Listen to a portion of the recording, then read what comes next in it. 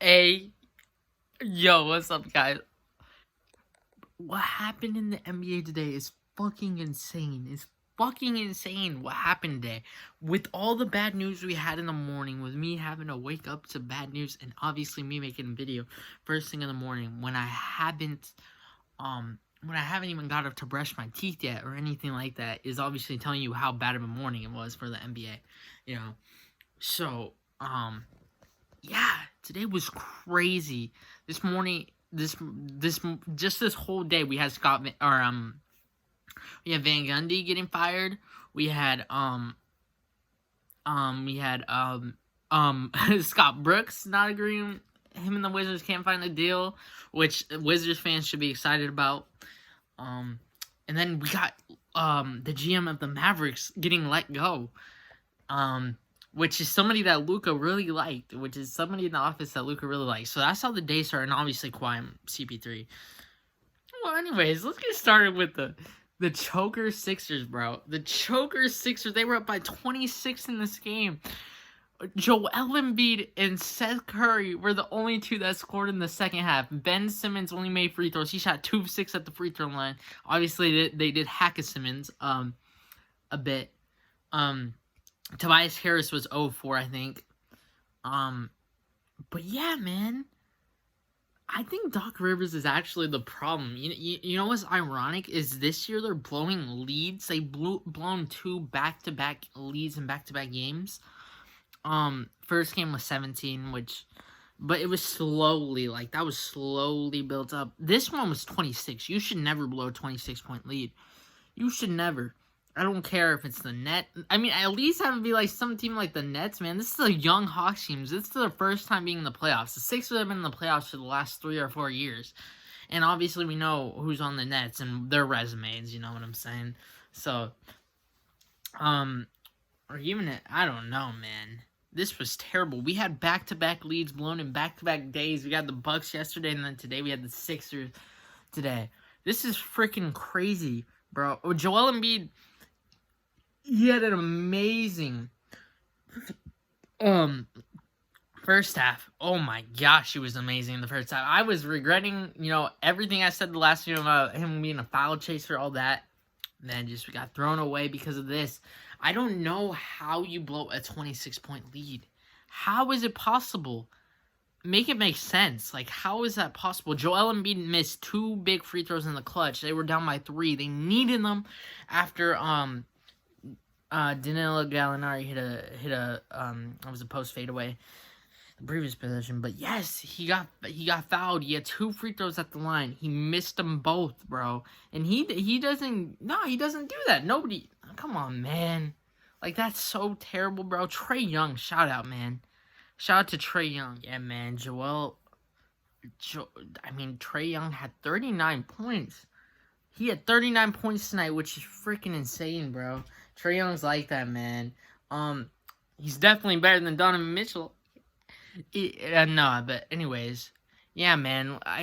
Doc Rivers is the problem for sure. I don't know what it is, but what is wrong with teams that have Doc Rivers on it choking big leads, bro? The Clippers are not. They haven't blown a lead in this postseason, I would like to say. They started down 2-0. They're the teams coming back. They're the team coming back from being down. But I'm just talking about in general in games, because the last 2 games, they had big leads. In the last year, they had two of the 3 games in the semifinals against the Nuggets. They were at least up by 20 in 2 or 3 of those games. No lie. And then this year, this year, the Sixers blow back-to-back big leads. In the semifinals, too. This is a semifinal. So, Doc Rivers, overrated coach, man. Get him out of there. I mean, I think the process is over, to be honest. The process is over.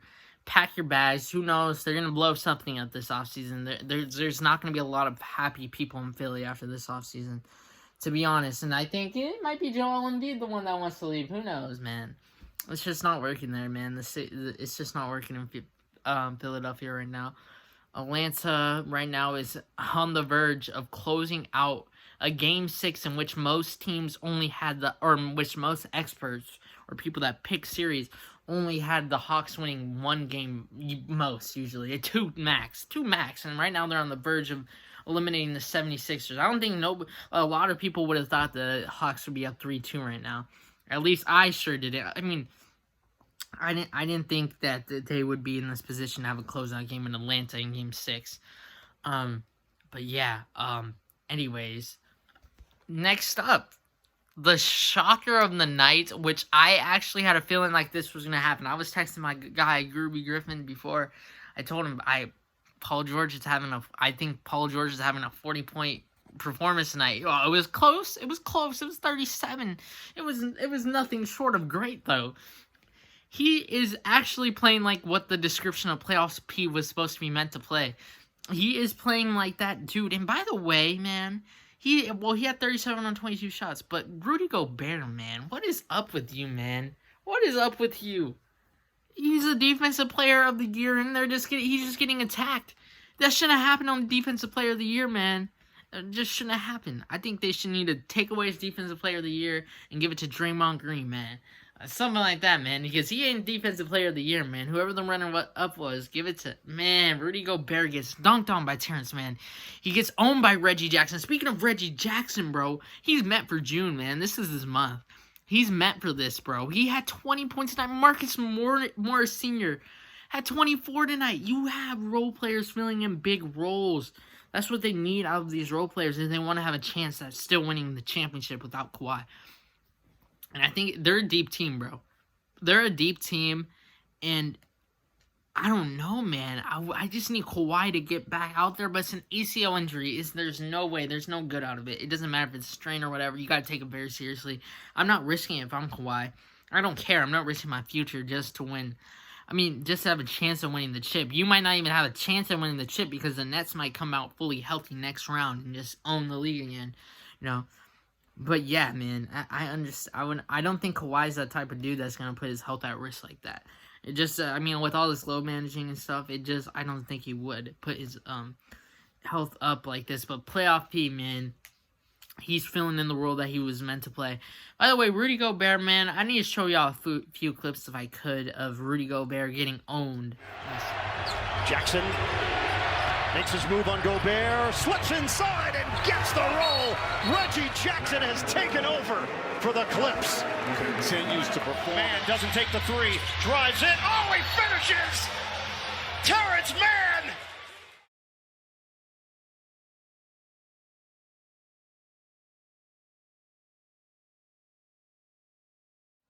Hey, man, there's a couple of them, but I hope y'all enjoyed that meme too, bro. You know, that's really how Reggie Jackson should be feeling this series, man. He's just putting that team. He's playing big. He's playing like a big-time player. This whole playoffs, he's been playing above expectations. Last year, I remember people were calling him to be off the team, bro. Don't play him. Don't play Reggie Jackson. And all this, and this year, bro, is just, in the playoffs, he's just turning up, bro. And, Marcus Morris Sr. and Rudy Gobert got into it, you know. But yeah, man, Marcus Morris Sr. is, he had 24 tonight, and, yeah, and Reggie Jackson 20. I mean, that's big time from your two role players. That's big time. You fill in the role, man. Striving in their role. Well, Paul George 37. And by the way, getting back to this Atlanta stuff, I forgot it. This is one of the things I wanted to mention when I was talking about Atlanta. They beat the Atlanta Curse. Ain't that crazy? They beat the Atlanta Curse, bro. You have the Braves who were up 3-1 in the NLCS, right? They blew that. Then you had the Falcons. We all know they're 28-3 blow against Tom Brady and the Patriots in the Super Bowl. And we all know they've just been blowing leads left and right. I mean, they got rid of Dan Quinn now, so maybe it'll be better. But next year, by the way, I'm excited for NFL. By the way, videos are still going to be going on then. Trust me, it's going to convert into NFL. And, you know, we're just going to keep on going. I plan on making this NBA, NFL related, all related. I love my NBA, I love my NFL, you know. And yeah, and I am going to be watching a lot of college basketball this year, so maybe some of that, but we'll see. But yeah, man, Yeah, they beat the Atlantic Courage. The Georgia was up 20-3 against the Alabama last year. They blew that. I mean, Georgia is gets owned by.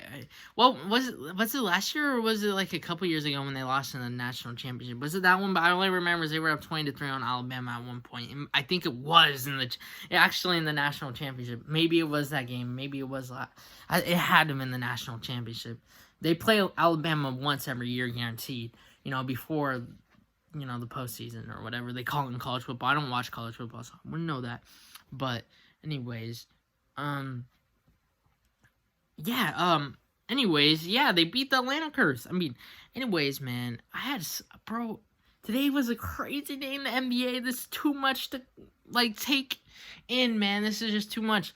Take away Rudy Gobert's, Defensive Player of the Year, award. Ben Simmons is a fraud, man. He's people were calling him a 0-and-D player. He's the first ever 0-and-D player. He got no offense, but he got no offense.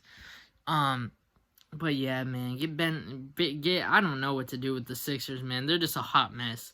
I told you, if they don't win this series, which is not looking like they are, something's gonna happen this offseason, man. And it still might happen even if they do win this series. And somehow, but I don't see him winning the series anymore. By the way, tomorrow we got Nets-Bucks. I got Nets closing out the series. Actually, I'm not going to do that. But yes, I was 0-2 today. I jinxed both teams. I jinxed both teams. So, right now I'm 3-6. That's LeBron. Never mind. That was. Never mind. But yeah. Anyways, man, today was crazy. Thank y'all for watching, man. Remember, I got Nets tomorrow. How could I forget about Lou Will? He had 15 tonight, man. But guys came up big tonight. Anyways, Sweet Pepper Lou. Thank y'all for watching this video. Hopefully, all the injuries and CP3 will be ready for the series. It's not looking like Kawhi's gonna be ready for this year, man. Sadly. We'll see what the Pelicans do with their coaching job in the Wizards now. There's 2 more head coaches that got fired. So, yeah, thank y'all for watching and the GM of the Mavericks. We'll see what's going on with Luka because I've been hearing that Luka ain't that happy. Wait, by the way, before I end this video, I'm not going to lie. I know I'm a LeBron fan and all, but I'm not trying to dick suck. I'm not trying to dick suck or nothing. I swear. He was right, bro. He was right. I was on Twitter today, and I saw the tweets he posted earlier this morning after he heard about the Kawhi injury and all this. Bro, it's crazy that he was so right about the season. He was so right. He said they should have started a month later. He's right. They need to give everybody a month break because even people who weren't coming off the finals were getting injured. If you played in that bubble, that's still a shortened offseason. You know what I'm saying? Like, even the first-round teams who played in that bubble, they still got a short offseason. They got 90 days. And that's how much usually an NBA Finals team will get in a regular season. That's usually how much an NBA Finals team rest will get. They'll get probably 90 days tops. I mean, still, that's a short rest. That's a very short rest. That's why most people that play in the finals, I mean, not most teams, but usually they usually have some injury problems, right? In the next season. That's why, the Warriors were so good. They didn't have to go hard every regular season night because they had Kevin Durant, Klay Thompson, Curry. That's why they were able to have their success. And then the next year, everything broke down after being in the finals for so long, 3-4 years in a row. The injuries just started to come in effect. I mean, it's not a regular offseason, even for the people that played in the first round. It wasn't a normal offseason. But yeah, this shit's crazy, man. But yeah, LeBron was right. He was saying how he knew this was gonna happen, and he's right. He's right. This is what everybody should expect. Injury after injury. 8 of the 8 stars or superstar players have been injured in out of all the playoffs. That's the most in NBA history. Or it wasn't 9, 8 or 9. That's the most in NBA history of stars, superstars getting hurt. That's crazy. We're gonna have every team's gonna be injured. The only team that hasn't had injury problems is playoffs. No, never mind. Not the Jazz. They have Mike Conley. I guess every team's had an injury. I mean, The Suns, they had Chris Paul get injured, yeah. But not miss a significant amount of time, though. Like, be out games. Chris Paul was never out games. But, yeah. Anyways, y'all. LeBron was right. There you go. LeBron was right about this. They should have gave a longer offseason for the players. Should have gave him a month longer. He wanted to start mid-January, or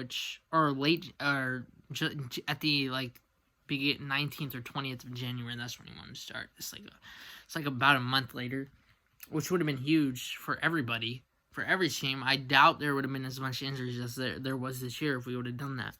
But yeah, this is a long video actually. But yeah, thank y'all for watching this video. I appreciate all this. Peace, y'all.